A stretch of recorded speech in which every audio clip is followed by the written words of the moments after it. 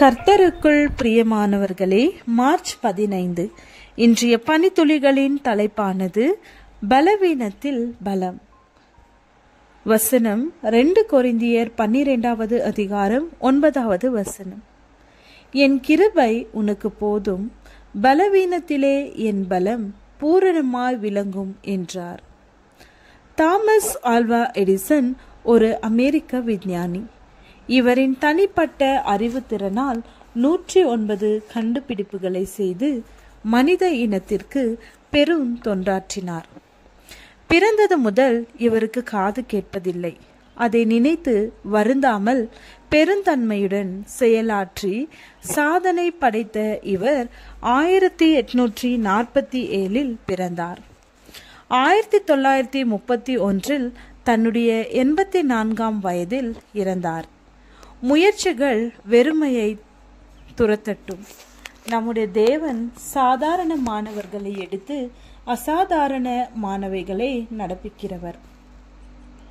சவுல் என்பவன் கர்த்தருடைய சீஷரை பயமுறுத்தி கொலை செய்யும்படி சீறி பிரதான ஆசாரியரிடத்திற்கு போய் கிறிஸ்தவர்களை கட்டி எருசலேமுக்கு கொண்டு வரும்படி தமஸ்குவிற்கு சமீபமாய் சென்றபோது ஒரு ஒளி அவனை சுற்றி பிரகாசித்தது. அவன் தரையிலே விழுந்தான். சவுலே, சவுலே, நீ என்னை ஏன் துன்பப்படுத்துகிறாய் என்று தன்னுடனே பேசுகிற ஒரு சத்தத்தை கேட்டான். அதற்கு அவன், ஆண்டவரே, நீர் யார் என்றான். அதற்கு கர்த்தர், நீ துன்பப்படுத்துகிற இயேசு நானே என்றும் உயிர்த்தெழுந்த இயேசு பிரத்யட்சமாய் அவனுக்கு தரிசனமானார். சவுல் என்ற பவுல் தெரிந்து கொள்ளப்பட்ட அழைப்பை மேன்மையாய் செய்தான். புதிய ஏற்பாட்டில் 14 புத்தகங்களை எழுதினான். கமாலியனின் பாதத்தண்டை படித்த பெருமையோடிராமல் அதிகமாய் அடிபட்டவன், அதிகமாய் காவல்களில் வைக்கப்பட்டவன், அநேகந்தரம் மரண அவதியில் அகப்பட்டவன். 1 குறைய 40 அடியாக 5 தரம் அடிபட்டான். 1 தரம் கல்லெறியுண்டான். 3 தரம் கப்பற் சேதத்தில் இருந்தவன் கடலிலே ஒரு ராப்பகல் முழுவதும் போக்கினான். அநேக தரம் பிரயாணம் பண்ணினான்.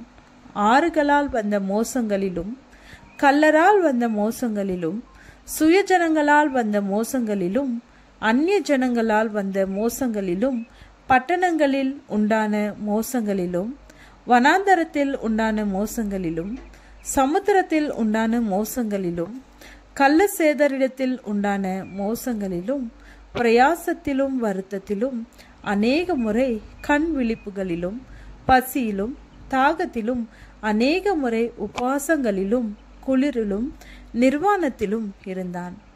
2 கொரிந்தியர் 11வது அதிகாரம் வசனம் 21 27 வரை பவுலின் பாடுகள் எழுதப்பட்டுள்ளன. தன்னை உயர்த்தாத படிக்கு ஒரு முள் அவர் சரீரத்தில் இருந்தது.